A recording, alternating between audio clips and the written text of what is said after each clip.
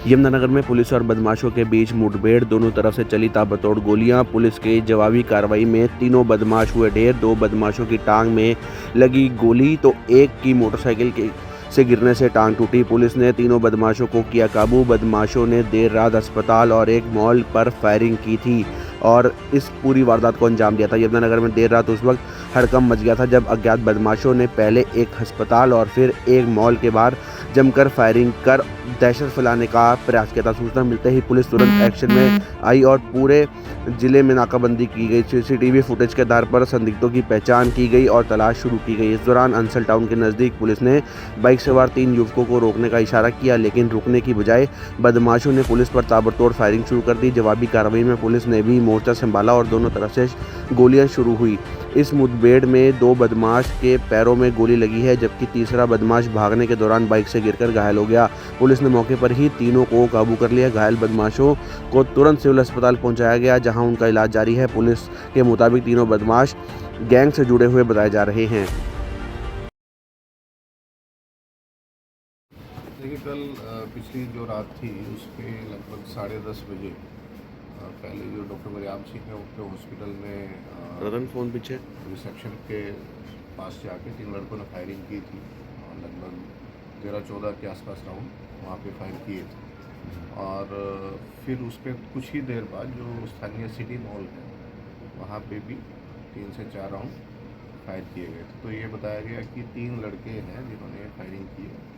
तो उसके बाद लगातार हमारी नाकाबंदी सर्च इलाके के अंदर चल रही थी और अभी लगभग 5 बजे रासापुर के पास हमें सूचना थी कि ये तीनों लड़के उस इलाके में हैं। तो हमारी सीआईए की टीम्स ने वहाँ नाकाबंदी कर रखी थी। तो उनको पकड़ने के प्रयास में उनको रोकने का प्रयास किया तो अपराधियों ने और पुलिस की तरफ से दोनों तरफ से क्रॉस फायरिंग हुई है। लगभग 25 से 30 राउंड दोनों तरफ से फायर हुए हैं। तो उस फायरिंग में जो 2 लड़के हैं 3 में से उनमें से 2 को गोलियां लगी है लेग्स के अंदर और एक लड़का उनमें बाइक से गिरने के कारण घायल हुआ। सर ये तो इनको हमने तुरंत प्रभाव से स्थानीय हॉस्पिटल में भर्ती करवा दिया। तो उद्देश्य क्या था सर? इंटेंशन क्या थी फायरिंग क्या की, सर? क्योंकि इंटेंशन जो प्रथम दृष्टया लग रही है वो तो यही है कि फिरौती के लिए एक तरह से डर का माहौल क्रिएट करने के लिए।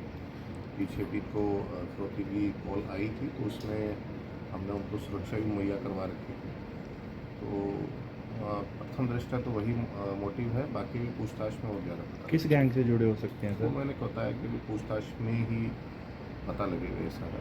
अभी वो हॉस्पिटलाइज है, इंजर्ड है, तो जैसे उनकी थोड़ी सी कंडीशन ठीक होती है तो हम डिटेल में उनसे पूछेंगे। सर लगभग कितने घंटे में पुलिस ने इनको दबोच लिया?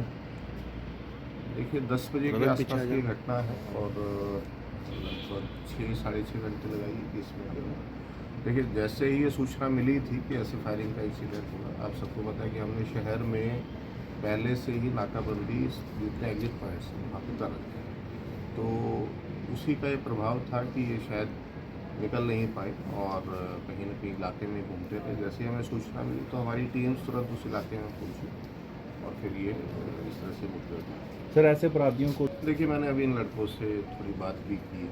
इनमें से हो सकता है कि 3 में से 2 लड़के बाइदर भी हैं और अभी पूछताछ पे कोई इनका बहुत ज़्यादा आपराधिक इतिहास पहले का नहीं है। तो ये बिल्कुल साफ है कि जो गैंगस्टर्स हैं वो ऐसे जो युवा हैं उनको एक तरह से उनका रास्ते से भटका के उनको हिंसा की तरफ लेके जा रहे हैं। तो मैं युवाओं को यही संदेश दूंगा कि इस तरह थोड़े से पैसे के लालच में आके अपना जीवन बर्बाद ना करें। जो बाहर गैंगस्टर बाहर विदेश में बैठा देखिए वो आपको इस्तेमाल कर रहा है, ये बात आपको समझनी चाहिए। और जब तक आप उनका इस तरह उनकी बातों में आते रहेंगे तो ये ऐसे ही हमारे यहाँ के युवाओं का जीवन बर्बाद करेंगे। तो बड़ा मेरा स्पष्ट और पेरेंट्स को भी बिल्कुल संदेश है कि वो देखें कि उनके बच्चे किससे बात करते हैं, किस दिशा में जा रहे हैं।